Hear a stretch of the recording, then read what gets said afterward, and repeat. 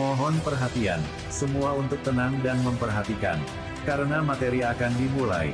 Jangan lupa untuk like, komen, subscribe, dan aktifkan lonceng semuanya agar Anda mendapatkan pemberitahuan video terbaru dari kami.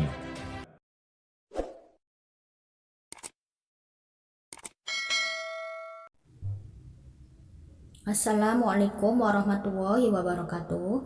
Selamat pagi anak-anak. Marilah kita awali pembelajaran hari ini dengan membaca bismillah. Bismillahirrahmanirrahim. Hari ini kita akan belajar mengenai iklan, slogan, dan poster. Diharap setelah mempelajari materi tersebut, kalian mampu 1. Menjelaskan pengertian, fungsi dan unsur-unsur dari iklan, slogan, dan poster. Yang kedua, mampu membedakan unsur-unsur iklan, slogan, dan poster. Untuk materi yang pertama adalah iklan. Kalian semua pasti sering menyaksikan iklan baik di televisi maupun di media cetak. Tetapi tidak semuanya di antara kalian itu tahu pengertian dari iklan. Ya, iklan adalah teks yang mendorong, membujuk halayak agar tertarik pada barang dan jasa yang ditawarkan. Halayak itu artinya masyarakat. Barang-barang yang ditawarkan contohnya ada makanan, minuman, alat-alat rumah tangga. Sedangkan jasa itu berkaitan dengan penawaran keahlian, misalkan ahli fotokopi atau jasa mencuci pakaian atau yang biasa kita kenal dengan nama laundry, atau ada juga jasa percetakan, dan masih banyak contoh yang lainnya mengenai barang dan jasa.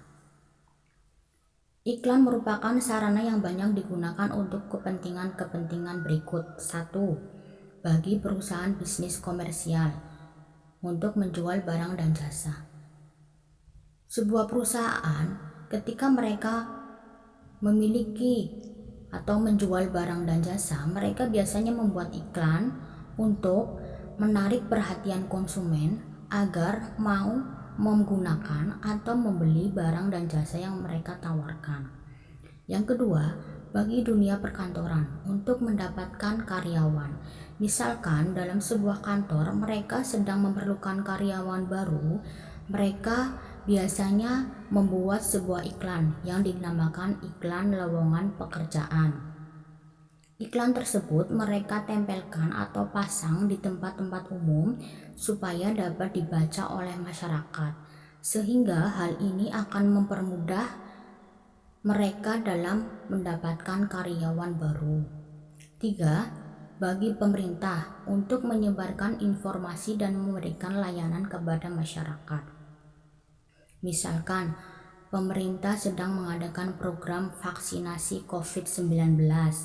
Mereka dapat menyiarkannya di televisi atau di media cetak. Tujuannya supaya masyarakat mengetahui program-program yang akan dilaksanakan oleh pemerintah. Kemudian mereka mau mengikuti program-program tersebut. Yang keempat, bagi perorangan untuk membeli dan menjual barang-barang pribadi. Ketika kalian memiliki barang atau jasa, kalian bisa membuat iklan, bisa disiarkan di media cetak atau di media sosial. Itu akan mempermudah proses jual beli barang-barang pribadi kalian. Iklan memiliki 4 fungsi. 1. Sebagai informasi. Penyampaian informasi produk, barang, dan jasa. 2. Sebagai persuasi. Persuasi itu artinya memengaruhi. Tujuannya mengarahkan konsumen untuk membeli. Jadi, kalimat-kalimat yang terdapat dalam iklan itu memiliki tujuan agar konsumen itu mau membeli atau menggunakan barang dan jasa yang mereka tawarkan. 3. Sebagai reminder. Reminder itu artinya pengingat, jadi mengingatkan konsumen tentang produk atau jasa tertentu. Sebuah iklan itu memiliki ciri khas masing-masing. Mereka memiliki kalimat-kalimat yang dapat menarik perhatian konsumen. Misalkan, kalimat kayak ada manis-manisnya itu identik dengan iklan Le Mineral. Jadi, setiap perusahaan dalam membuat iklan itu identik dengan kalimat-kalimat tertentu supaya masyarakat ingat dengan barang atau jasa tersebut. 4. Adding value. Memberikan nilai tambah pada merek dengan memengaruhi persepsi konsumen. Jadi, barang dan jasa yang diiklankan itu memiliki nilai tambah pada merek tersebut. Demikian materi mengenai iklan. Selanjutnya adalah slogan. Slogan adalah perkataan atau kalimat pendek yang dipakai sebagai dasar hukum, tuntunan atau pegangan hidup. Ya. Jadi slogan itu bisa merupakan ekspresi dari ide-ide yang kita tuangkan untuk memotivasi diri kita dan masyarakat yang membacanya. Misalkan, belajar selagi muda agar tiada sesal kelak saat tua. Kalimat tersebut memiliki arti ketika kita masih muda kita harus giat belajar agar ketika sudah tua kita tidak akan menyesal. Slogan memiliki 3 fungsi. 1. Sebagai pemberitahuan kepada banyak orang. 2. Untuk mendidik dan memacu semangat. Jadi kalimat-kalimat yang terdapat dalam slogan itu yang mendidik dan memacu semangat sehingga menjadi inspirasi banyak orang untuk lebih kreatif dan produktif. 3. Untuk melakukan propaganda, paham pendapat politik. Misalkan ada pasangan yang akan mendaftarkan diri sebagai pemimpin daerah. Mereka biasanya dalam menarik massa atau masyarakat itu membuat slogan yang mudah diingat oleh masyarakat sehingga mereka mau memilih pasangan tersebut. Untuk materi yang ketiga adalah poster. Poster adalah plakat yang dipajang di tempat-tempat umum. Misalkan ketika kita bepergian, kita sering melihat di tempat-tempat umum itu ada gambar dengan tulisan-tulisan tertentu, itu namanya poster. Poster memiliki 4 fungsi. 1. Mempermudah penyampaian informasi kepada masyarakat luas. Misalkan pemerintah sedang melaksanakan program vaksinasi COVID-19, itu juga dapat dijadikan materi dari poster. Atau contoh di sini adalah tentang poster Hari Kemerdekaan 76 tahun Indonesia Tangguh, Indonesia Tumbuh. 2. Memberikan motivasi atau inspirasi kepada pembaca. 3. Sebagai alat untuk penyampaian saran dan kritik. Poster juga dapat digunakan untuk menyampaikan saran dan kritik. Daripada kita menyampaikan kritik dengan cara-cara yang tidak baik, misalkan demo, kerusuhan, sebaiknya dilakukan dengan cara menempel atau membuat poster. Itu lebih baik daripada dengan cara-cara yang kekerasan dan lain sebagainya. 4.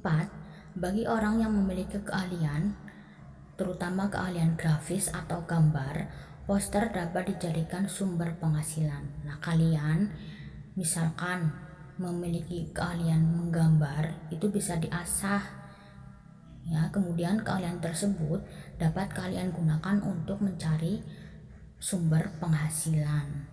Jadi kalian dapat mendapatkan uang sekaligus menyalurkan hobi kalian. Materi selanjutnya adalah unsur-unsur iklan, slogan, dan poster. Setiap bentuk teks dari iklan, slogan, dan poster itu memiliki unsur masing-masing. 1. Iklan. Iklan itu memiliki unsur gambar, kata-kata, gerak, dan suara. Itu jika kalian melihat iklannya dalam televisi, ya.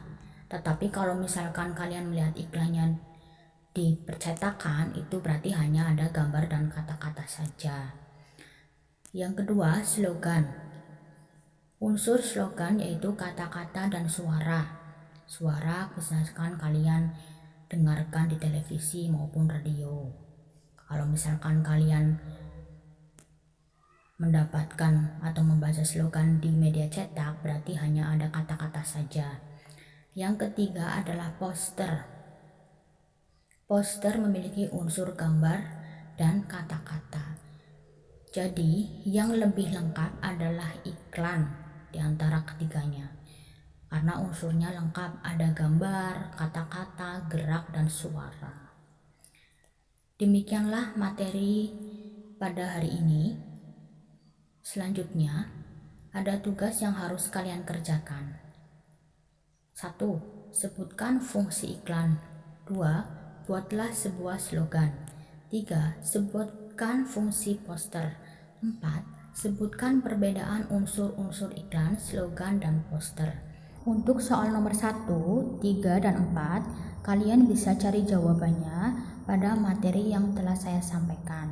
Sedangkan untuk nomor 2, kalian bisa membuatnya sendiri dengan melihat contoh dari materi slogan yang juga telah saya sampaikan. Selanjutnya, silakan apabila masih ada yang belum jelas dan ingin ditanyakan, silakan tulis di kolom komentar. Jangan lupa cantumkan nama dan kelas kalian. Saya tunggu tugas kalian ya. Jangan sampai ada yang terlambat mengumpulkan, apalagi tidak mengumpulkan tugas tersebut. Saya akhiri pembelajaran hari ini. Wassalamualaikum warahmatullahi wabarakatuh.